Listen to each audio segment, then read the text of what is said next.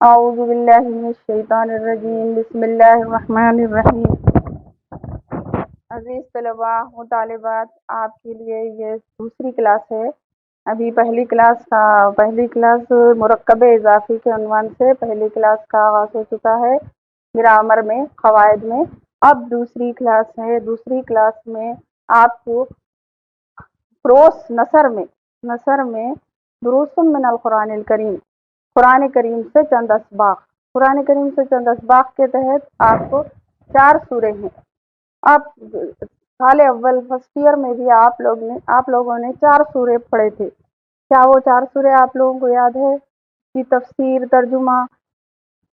آپ کے نصاب میں کلام پاک رکھنے کا مقصد یہی ہے کہ آپ قرآن کریم سے جڑے رہیں، آپ کلام پاک سے جڑے رہیں۔ آپ کو کلام پاک کا ترجمہ، تفسیر، قرآن پاک ہم کو کیا سکھا رہا ہے، کیا بتا رہا ہے، وہ معلوم ہونا ہے۔ آپ کا سیکنڈ لینگویج، زبان دوم عربک رکھنے کا مقصد، زیادہ تر پیرنٹس کا مقصد کیا رہتا کہ ہمارے بچے مذہب سے دور نہ ہوں۔ تعلیم الگ چیز ہے، دنیاوی تعلیم الگ چیز ہے، دینی تعلیم الگ چیز ہے۔ تو بچے دنیاوی تعلیم کے ساتھ ساتھ دین سے بھی جڑے رہیں، اسی لیے اس مقصد کے تحت زبان دوم عربک لیتے ہیں۔ تو اس مقصد کو پورا کرنا آپ کا کام ہے۔ آپ کا کام ہے کہ مذہب سے جڑے رہیں۔ اب یہ جو سورے بتائے گئے ہیں، وہ سوروں کو آپ اچھی طریقے سے سمجھے اور اپنی عملی زندگی میں اس کو بروب عمل لائیں اور عمل کریں۔ اب یہاں پر دروس من القرآن الکریم میں پہلا سورہ ہے سورۃ القریش۔ سورۃ القریش کی تلاوت اب ہم سورۃ القریش کی تلاوت کا آغاز کرتے ہیں۔ اعوذ باللہ من الشیطان الرجیم، بسم اللہ الرحمن الرحیم۔ اللہ کے نام سے شروع کرتی ہوں جو بے حد مہربان نہایت رحم والا ہے۔ لِإِيلَافِ قُرَيْشٍ، کیونکہ اللہ تعالیٰ نے قریش کو مانوس رکھا۔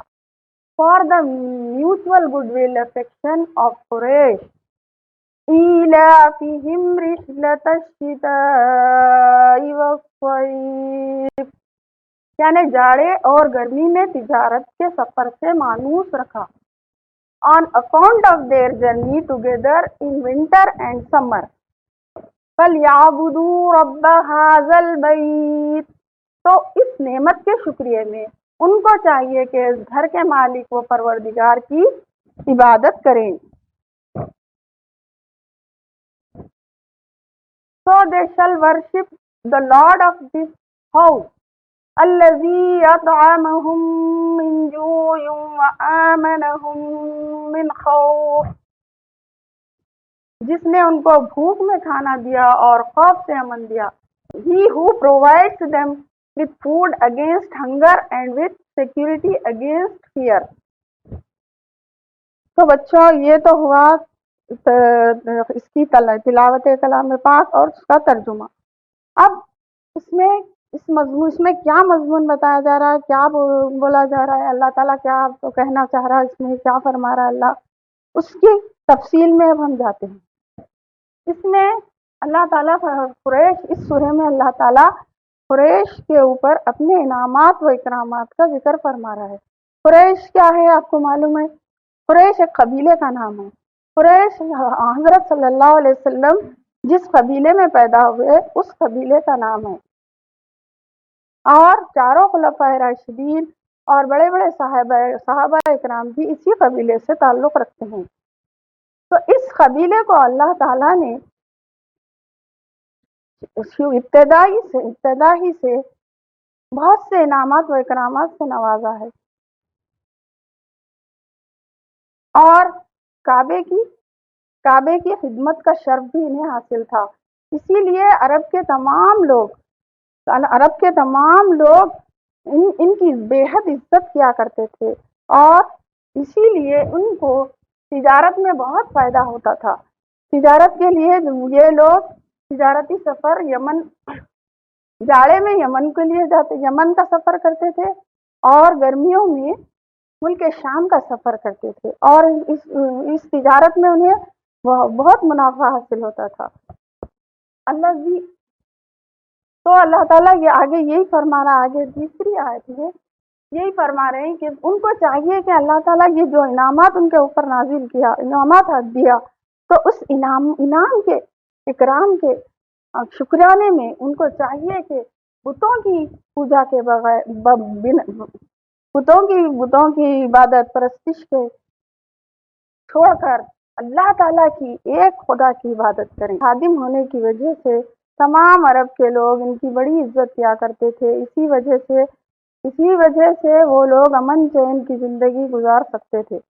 نہیں تو عرب میں جگہ جگہ چوری ڈکیتی کے واقعات ہوا کرتے تھے، لیکن کعبے کے خدمت گزار ہونے کی حیثیت سے عرب کے قبیلہ قریش پر کوئی ہاتھ نہیں اٹھاتا تھا اور نہ ان کے مال و اسباب کو لوٹتا تھا۔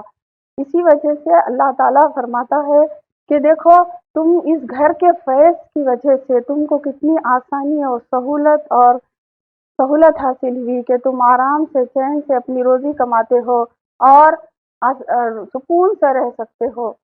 اسی لیے تم کو لازم ہے کہ تم اس گھر کے پروردگار کی عبادت کریں اور اللہ کا شکر ادا کریں، اور لہذا ہم کو بھی چاہیے کہ یہ قرآن پاک، یہ کلام پاک کیا ایک صرف اسی دور کے لوگوں کے لیے نہیں ہے، اس سے ہم کو کیا نصیحت حاصل ہوتی ہے، ہم کیا اس سے نصیحت لیں، اس سے ہم یہ جب قرآن پاک پڑھیں گے، ترجمہ پڑھیں گے، تفسیر پڑھیں گے، تو اس سے ہم کیا نصیحت لیں گے کہ جو بھی نعمتیں اللہ تعالیٰ نے ہم کو دی ہیں اس کا ہم کس طرح شکر ادا کریں۔ جس طرح بینائی ہے زبان، ٹیسٹ ہے زبان کا، اور ہاتھ چلنے کی طاقت ہے، معمولی چیز نہیں ہے یہ بھی۔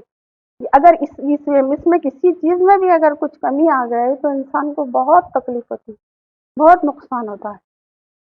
تو ہم کو کیا شکر ادا کرنا چاہیے اللہ کا؟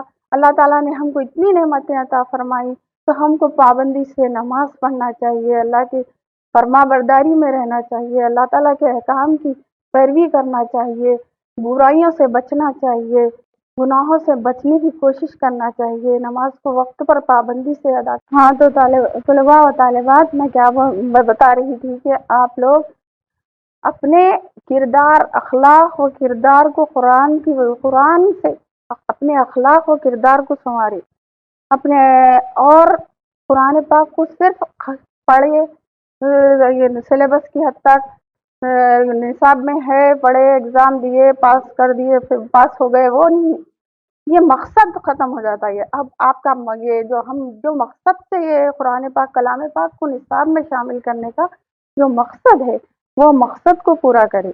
آپ اچھے سے سمجھ کے تلاوت بھی کریں، تلاوت کے بھی بہت نیکیاں ہیں، تلاوت بھی کریں اور اس کو ترجمے سے پڑھیں، اور زیادہ سے زیادہ اور بھی اس ترجمے کے علاوہ بھی پوری قرآن پاک کو ترجمے سے پڑھنے کی، تفسیر سے پڑھنے کی کوشش کریں۔ جب آپ ترجمہ اور تفسیر سے قرآن پاک کو پڑھیں گے تو آپ کو سمجھ میں آئے گا اللہ تعالیٰ کی کیا کیا مصلحت ہے۔ اس طریقے سے اللہ تعالیٰ یہاں پر یہ دوسری آیت میں فرما رہے ہیں، ایلاف قریش، اللہ تعالیٰ نے الفت ڈال دی۔ پہلی آیت میں اللہ تعالیٰ نے فرمایا ایلاف قریش، اللہ تعالیٰ نے الفت ڈال دی، ان کے لوگوں کے دلوں میں محبت ڈال دی، اللہ تعالیٰ نے ڈالی۔ اللہ تعالیٰ ہر چیز پر قادر ہے، ان اللہ علی کل شیء قدیر، اللہ ہر چیز پر قادر ہے۔ لوگوں کے دلوں میں بھی جو بات آتی ہے، لوگوں کے دلوں میں بھی جو آتا ہے، جو خیال بھی آتا ہے، وہ اللہ تعالیٰ اس پر قادر ہے، اللہ تعالیٰ ڈالتا ہے دلوں میں۔ تو اللہ تعالیٰ نے قریش کے لیے سارے عرب والوں کے دلوں میں محبت ڈال دی، کیونکہ قریش کا قبیلہ اللہ تعالیٰ کو قریش کے اوپر مہربانی تھی، اسی لیے قبیلہ قریش میں ہمارے نبی صلی اللہ علیہ وسلم کی ولادت باسعادت ہوئی۔ اسی لیے اللہ تعالیٰ نے ان پر اتنے انعامات و اکرامات فرمائے، پھر بھی ان میں کے کئی لوگ ناشکرے تھے، نافرمان تھے، اللہ تعالیٰ کی نافرمانی کرتے تھے، بت پرستی کرتے تھے۔ تو اللہ تعالیٰ نے ان کی ان کے لیے یہ سورہ میں ان کی مذمت کرتے ہوئے فرما رہا ہے کہ اللہ تعالیٰ جب اتنے انعامات کرنے کے باوجود بھی وہ ناشکرے کیا کیے کہ اللہ تعالیٰ کی نافرمانی کی حد کر دیے، بت پرستی کیے. اسی لیے اللہ تعالیٰ اس میں فرما رہے ہیں لإیلاف قریش، اللہ تعالیٰ نے الفت ڈال دی لوگوں کے دلوں میں، عرب والوں کے دلوں میں، عرب کے تمام لوگوں کے دلوں میں. ایلافہم رحلۃ الشتاء والصیف، اور جاڑے کے اور گرمی کے موسم میں ان کے لیے خاص جگہ مقرر فرمائی کہ وہ اس جگہ سفر کرے، کیونکہ وہ موسم کے حساب سے اگر وہ سردیوں میں یمن کو جاتے ہیں تو ان کو وہ موسم مناسب سازگار ہوتا ہے، اور گرمیوں میں یمن کو ملک شام جاتے ہیں تو وہ بھی موسم ان کے لیے بہتر ہوتا تھا. اسی لیے اللہ تعالیٰ نے ان کے لیے ہر آسانی مہیا کی. آگے تیسری آیت میں اللہ تعالیٰ فرما رہا فَلْيَعْبُدُوا رَبَّ هَذَا الْبَيْتِ. تو اتنے انعامات پانے کے بعد تو چاہیے تھا ان کو چاہیے تھا کہ وہ اپنے رب کی عبادت کریں، اپنے اس رب کی عبادت کریں اور اس کی فرما برداری کریں، اس کے احکام کی پیروی کریں. الذی اطعمہم من جوع وآمنہم من خوف، اور جس نے ان کو کھانا کھلایا، یعنی کہ جو روزگار مہیا کیا، اس سے وہ لوگ فائدہ اٹھاتے تھے، خوب ہر نعمت حاصل کرتے تھے، کھاتے تھے، پیتے تھے، اور ان کو امن سے خوف دیا، یعنی کہ خوف سے امن دیا ان کو. وہ لوگ کسی کا، چور ڈاکو کا، کسی کا خوف نہیں تھا ان کو. کیوں بولے تو اللہ تعالیٰ نے محبت ڈال دی. جب اللہ تعالیٰ کسی کے دل میں کسی سے محبت ڈالتا ہے تو کوئی نکال ہی نہیں سکتا. اسی لیے ہر چیز اللہ کے سپرد کرنا چاہیے، اللہ سے مانگنا چاہیے، اللہ تعالیٰ کی سے وہ کرنا چاہیے. اگر ہم اللہ کے حضور سے، اللہ سے غافل ہو جائیں گے، اللہ کے احکامات سے، اللہ رسول کے احکامات سے بے بہرا ہو جائیں گے تو ہماری دنیا و آخرت دونوں خراب ہو. اگر ہم اللہ رسول کے احکامات کی پیروی کریں گے تو ہماری دنیا اور آخرت سنور جائے گی. دنیا کے بھی جو کام ہے وہ آپ اللہ کے احکام کے مطابق چلیں گے تو دنیا میں بہت سرخرو ہوئی. اگر آپ دنیاوی کام کے لیے اخروی کاموں کو چھوڑ دیں گے، اللہ تعالیٰ کی نافرمانی کر کے دنیا حاصل نہیں کر سکتے، کبھی نہیں کر سکتے. اسی لیے ہم کو یہ سورج سے یہ نصیحت حاصل ہوتی ہے کہ اللہ تعالیٰ نے ہم پر بھی جو انعامات کیے ہیں اس کی شکریہ میں، اس کی شکر گزاری میں ہم کو زیادہ سے زیادہ اللہ تعالیٰ کے احکام کی پر پابندی سے عمل کرنا چاہیے. جتنے بھی ہم کو معلومات ہے اس پر عمل کرنا، نماز پڑھنا، روزہ رکھنا، زکوٰۃ دینا. اعوذ باللہ من الشیطان الرجیم، بسم اللہ الرحمن الرحیم. دروس من القرآن الکریم کے دوسرا درس ہے سورۃ الماعون. سورۃ الماعون میں اللہ تعالیٰ نے چند مذہبی اور اخلاقی برائیوں کا ذکر کیا ہے. اس سے پہلے ہم تلاوت کرتے ہیں. اعوذ باللہ من الشیطان الرجیم، بسم اللہ الرحمن الرحیم. أَرَأَيْتَ الَّذِي يُكَذِّبُ بِالدِّينِ. اے محمد صلی اللہ علیہ وسلم، کیا آپ نے اس کو دیکھا جو جزا و سزا کے دن کو جھٹلاتا ہے؟ Have you seen him who denies the occurrence of judgment? فَذَلِكَ الَّذِي يَدُعُّ الْيَتِيمَ. یہ تو وہ ہے جو یتیم کو دھکے دیتا ہے. وَلَا يَحُضُّ عَلَىٰ طَعَامِ الْمِسْكِينِ. پس اور وہ مسکین کو کھانا کھلانے کی ترغیب نہیں دیتا. فَوَيْلٌ لِّلْمُصَلِّينَ الَّذِينَ هُمْ عَن صَلَاتِهِمْ سَاهُونَ. پس ایسے نمازیوں کی خرابی ہے جو اپنی نمازوں کی ادائیگی سے غافل ہیں. And he does not urge others to feed the poor who are neglectful of their prayers. So woe to such worshippers. الذين هم يراءون ويمنعون الماعون. جو دکھاوا کرتے ہیں اور عام برتنے کی چیزیں بھی لوگوں کو مستعار نہیں دیتے. یعنی کہ اس سورہ میں اللہ تعالیٰ نے مدینہ منورہ کے منافق لوگ تھے. مدینہ منورہ کے بڑے بڑے سردار بھی ایسے منافق تھے کہ دکھاوے کے لیے نماز ادا کرتے تھے، دکھاوے کے لیے نماز ادا کرتے تھے اور بدلے کے دن کا انکار کرتے تھے. اور اسی بارے میں یہ آیت نازل ہوئی. ارأیت الذی یکذب بالدین، کیا آپ نے نہیں دیکھا کہ وہ لوگ بدلے کے دن کا انکار کرتے ہیں؟ جب بدلے کے دن کا ہی انکار کریں گے تو کوئی گناہ ان کے لیے کوئی بڑی بات نہیں ہوتی. جب انسان کو جزا و سزا کا یقین ہوتا ہے تو وہ گناہوں سے بچتا ہے. ارے میرے کو یہ جواب دینا ہے، جواب دہی کا جب خیال پکا رہتا ہے تو انسان اب گناہوں سے بچتا ہے. تو ان لوگوں کے دلوں میں جواب دہی کا یقین نہیں تھا. فذالک الذی، تو وہ لوگ ایسے بھٹکے ہوئے تھے کہ وہ یتیم کو، جس کو عام لوگ بھی رحم کھاتے ہیں اور یتیم کا حق ادا کرتے ہیں، وہ لوگ یتیم کو بھی دھکے دے کر نکال دیتے تھے، یتیم کا حق ادا نہیں کرتے تھے. ولا یحض علی طعام المسکین، اور نہ خود کھانا کھلاتے تھے غریبوں کو، مسکینوں کو، اور نہ دوسروں کو ترغیب دیتے تھے. ابھی الٹا اگر کوئی غریب اور یتیم کے ساتھ اچھا سلوک کرتا تو اس کو روکتے تھے. فویل للمصلین، تو خرابی ہے ایسے نمازیوں کے لیے، ایسے نمازیوں کے لیے خرابی ہے. آگے فرمایا جا رہا ہے الذین هم عن صلاتهم ساہون، جو اپنی نمازوں سے غافل ہیں. یعنی کہ ایسے نمازی جو دل سے نماز ادا نہیں کرتے، وقت پر نماز ادا نہیں کرتے، پوری توجہ سے نماز ادا نہیں کرتے، ان کا دل دنیاوی کاموں میں اٹکا ہوا ہوتا ہے، ویسے نماز کی اللہ کو کوئی ضرورت نہیں ہے. ویسے نمازیوں کی ضرورت ہے، نہ ویسی نماز کی ضرورت ہے.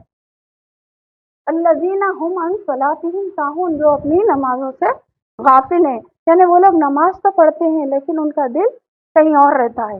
ویسی نماز، اور جو نماز وقت پر ادا نہیں کی جاتی وہ نماز قبولیت کے درجے کو نہیں پہنچتی. الذین هم یراؤون، اور بعض لوگ ایسے ہوتے ہیں جو اپنی نیک کاموں کو بھی، جو ہونا تو یہ چاہیے کہ اللہ کے لیے جو کام کیے جاتے ہیں، زکوٰۃ، صدقات وغیرہ، اور جو بھی نیک کام اللہ تعالیٰ کے احکامات کی پابندی کے جو بھی کام کیے جاتے ہیں اس میں بھی دکھاوا کرتے ہیں، ان کے اندر خلوص نہیں ہوتا. وَيَمْنَعُونَ الْمَاعُونَ، اور ایسے لوگ ہوتے ہیں جو عام معمولی چیز جیسے کہ پین، پنسل، کوئی بھی گھر کے استعمال کی چیز کو، برتن وغیرہ، کوئی چیز بھی مانگنے پہ کسی کو، پڑوسی کو یا رشتہ داروں کو، کسی کو بھی مستعار نہیں دیتے، یعنی کہ استعمال کرنے کے لیے نہیں دیتے. تو ان لوگوں کی برائی بیان کی گئی ہے اس سورہ میں. تو ہم کو اس سے کیا نصیحت حاصل کرنا ہے کہ ہم یہ چیزوں کو، جیسا کہ اب جب کے لیے سورہ نازل ہوا تھا، اس دور کے جو لوگ تھے جب، اس کے لیے یہ سورہ نازل ہوا تھا. لیکن قرآن کے احکامات تا قیامت تک ہے. تو اب جس زمانے کے بھی جو بھی لوگ رہیں گے ان کو اس سے نصیحت حاصل کرنا ہے کہ ہم ان برائیوں سے بچے رہیں. یہ برائیوں سے، جس برائیوں کا اس میں ذکر کیا جا رہا ہے وہ برائیوں کو ہم ترک کر دیں. ہم اپنی نمازوں کا خیال رکھیں، نماز کو وقت پر پابندی سے، خلوص سے دل سے صحیح طریقے سے ادا کریں، اور غریبوں اور مسکینوں کا حق نہ ماریں. اور اگر کسی یتیم غریب کا حق ہم پہ واجب ہے تو اس کو فوری ادا کریں. اور جہاں تک ممکن ہو سکے صدقہ، خیرات، نفل، واجب تو ادا کرنا ہی کرنا ہے، نفل صدقات کا بھی اہتمام کریں. اور جو بھی کام کریں، چاہے دنیاوی کام ہو یا اخروی کام ہو، جو بھی کام کریں خلوص سے، دل سے، خلوص کے ساتھ، سچے دل سے، صرف اللہ کے لیے کریں. تو وہ اس کا اجر نہ صرف ہم کو دنیا میں ملے گا بلکہ آخرت میں بھی اس کا ثواب باقی رہے گا، اور دنیا میں بھی اس کا اجر ملے گا. وَيَمْنَعُونَ الْمَاعُونَ، اور چھوٹی موٹی چیزوں کے لیے لوگوں سے تعلقات اچھے رکھیں، لوگوں سے سب سے قرآن ہم کو کیا سکھاتا ہے؟ ایک معاشرتی زندگی کے وہ تمام احکام بھی بتاتا. قرآن میں نہ صرف اخروی باتوں کے احکامات ہیں بلکہ معاشرتی نظام کی بھی تعلیم دی گئی ہے. تو اگر ہم ایسا چیزیں ایک دوسرے کو لیں گے تو اس سے کیا ہوتا ہے؟ ہمارا معاشرتی نظام میں ہمارے میں محبت پیدا ہوتی. اس کی وجہ سے کیا ہوتا؟ اس کی وجہ سے آپس میں خلوص محبت پیدا ہوتی. اچھا رہتا. اپنے لیے بھی کوئی اپنے کام آتا، اپن کسی کے کام آتے. تو اس لیے قرآن کیا تعلیم دے رہا ہم کو کہ لوگوں کے ساتھ روابط اچھے رکھنے. اور اس میں جزا و سزا کی جزا یعنی کہ بدلہ. جو بھی کام ہم یہاں پر کر رہے ہیں دنیا میں، ہم جو بھی کام کریں گے، جو بھی بات بولیں گے، جو بھی کام کریں گے، اس کا ہم کو جواب دینا ہے. اگر یہ یقین ہمارے دل میں رہے گا تو ہم ہر بات کے لیے، ہر چیز کے لیے، ہر کام کے لیے ہم ڈریں گے، اللہ سے ڈریں گے. اگر ہم یہ کام کریں گے تو یہ جواب دینا ہے، اللہ کے پاس جواب دینا ہے. یہ ہمارا کام لکھا جا رہا ہے. ہم یہ جو بھی کر رہے ہیں، غلط کر رہے ہیں، صحیح کر رہے ہیں، یہ تیقن ہم اپنے اندر رکھیں گے تو ہمارے سب کام، دنیا کے تمام کام سب شریعت کے مطابق صحیح انجام پائیں گے. نہیں، اگر ہم یہ یقین نکال دیں گے دل سے تو ہم برائیوں میں، گناہوں میں مبتلا ہو جائیں گے، جس سے ہماری نہ صرف دنیا بلکہ آخرت، دنیا سب خراب ہو جائیں گی. دنیا میں بھی ہم ترقی نہیں کر سکتے جب تک کہ ہم آخرت کی زندگی کو پیش نظر نہیں رکھیں گے. میں سمجھتی ہوں ہم دنیا میں ترقی نہیں کر سکتے. دنیا میں ترقی کر سکتے ہیں نہ ہم ہمارے خاندان میں ہم عزت پا سکتے ہیں، نہ دنیا میں، نہ شہر میں، نہ مدرسے میں، نہ کالج میں. کہیں ہم عزت کی نگاہ سے نہیں دیکھے جا سکتے. اگر ہم ہمارے مذہب پہ اصولوں پہ، شریعت پہ چلیں گے تو ہم ایک کامیاب انسان بن سکیں گے. اور فذلک الذی یدعو الیتیم، وہ لوگ ایسے تھے جو یتیم کو دھکے دیتے تھے. یعنی یتیم ایسا قابل رحم، یتیم بولے تو جس کے باپ کا انتقال ہو چکا ہوتا. اس زمانے میں کیا تھا کہ کئی لوگ جنگوں میں شہید ہو جاتے تھے. شہید ہو گئے تو ان کے جو بچے رہتے تھے، ان کے چچا تایا وغیرہ کیا کرتے تھے؟ ان کی جائیداد ہڑپ لیتے تھے. ان کی جائیداد وغیرہ کو ہڑپ لیتے تھے کیونکہ وہ معصوم بچے ہوتے تھے. وہ سمجھتے تھے کہ ان کا پوچھنے والا کون ہے. تو اللہ تعالیٰ ان کے بارے میں احکامات نازل کر رہا. اگر اس زمانے میں بھی ہمارے سامنے ایسا کچھ موقع پیش آیا کوئی یتیم کا، تو ہم کو اس سے نصیحت حاصل کرنا چاہیے کہ اس کے بارے میں قرآن کی آیت نازل ہوئی. قرآن کی ایک آیت نازل ہوئی.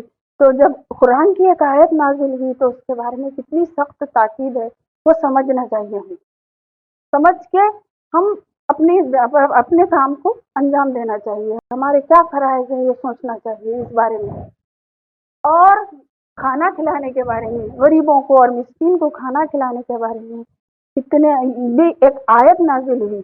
تو وہ بھی معمولی بات سمجھ کے ترک نہیں کرنا چاہیے. کبھی بھی جیسا بھی موقع ہوا، جیسا بھی ہوا، ہم کو پیسے سے، روپیے سے، کھانا کھلانے سے، کسی بھی طریقے سے غریبوں اور مسکینوں کی نہ صرف فرض واجب زکوٰۃ بلکہ نفل صدقات کا بھی اہتمام کرنا چاہیے. اور خصوصاً نماز ایسی عبادت ہے جو نماز کا اہتمام کرنا چاہیے.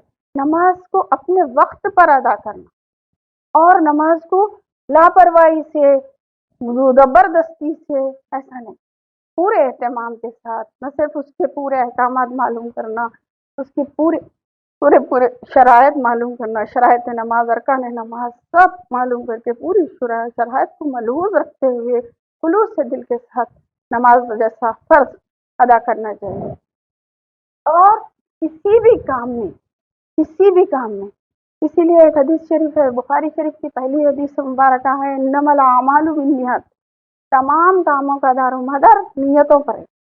اگر ہماری نیت خالص ہے، ہم صرف اللہ کے لیے کوئی کام کر رہے ہیں، جو بھی دنیاوی کام ہم हमारी नीयत उसके पेश नज़र है। हम जो भी काम करेंगे खालिस अल्लाह के लिए करें, तो हमारे वो काम दुनिया अगरचे कि वो दुनियावी काम रहेंगे, लेकिन अल्लाह ताला उसमें हमको बड़ा सवाब अजर हमारी नीयत के मुताबिक अजर व सवाब अता करेंगे।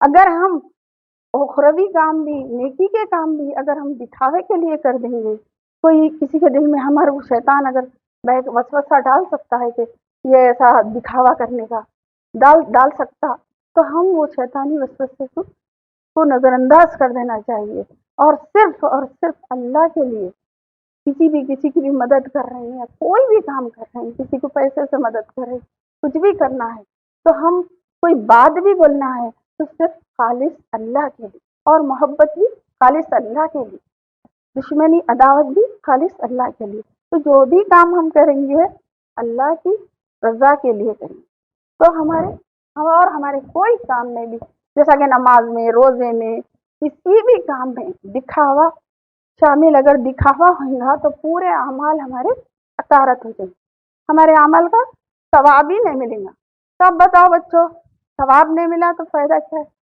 हम काम ये सब पूरी दुनिया हमारी ज़िंदगी पूरी नाकाम हो जाएंगी अगर हमारे अमल का सवाब ही नहीं मिला, हमारे अमल की नेकियां ही नहीं लिखी गई, तो बताओ अब हम क्या कर सकते? हमारा ये ज़िंदगी हमारी क्या है? हमारी ज़िंदगी में हमको ये आखिरत की ज़िंदगी में जमा कर लेना है। जिस तरीके से आप बैंक बैलेंस बैंक में पैसे जमा कराते जाते हैं, उसी तरीके से हमको दुनिया में रहते हुए आखिरत की तैयारी करना है। हमको दुनिया में रहते हुए आखिरत का खजाना व आखिरत की तैयारी कर लेना है। तो अगर हम खुलूस से दिल से कोई काम करेंगे, हर काम अगरचे कि वो दुनियावी काम आएगा, लेकिन अगर हम खुलूस से नीयत से, खुलूस से दिल से, सच्चे दिल से अल्लाह के अहकाम के मुताबिक अगर करेंगे तो हमारे वो सब नेकियां बन जाएंगी। आपको बैठ के पूरे नेकियां करने की जरूरत नहीं है, लेकिन अगर दुनियावी काम को भी शरीयत के मुताबिक और खुलूस से दिल से, दिखावे से नहीं, रियाकारी से पाक करेंगे तो हम दुनिया और आखिरत में कामयाब हो सकेंगे। अल्लाह से ये दुआ है कि अल्लाह हम सबको कुरान पढ़ने और समझने की तौफीक दे और उस पर अमल करने की तौफीक दे, एक एक नुक्ते को समझ के सही पढ़ने को, जिस मकसद के तहत कुरान के आपके निसाब में सूरों को शामिल किया गया है, अल्लाह ताला उस मकसद को पूरा करे और हमारे तमाम ज़बान दुआ मरब्बिक के तलबा और तालिबात को इससे नसीहत हासिल करने की तौफीक अता फरमाए।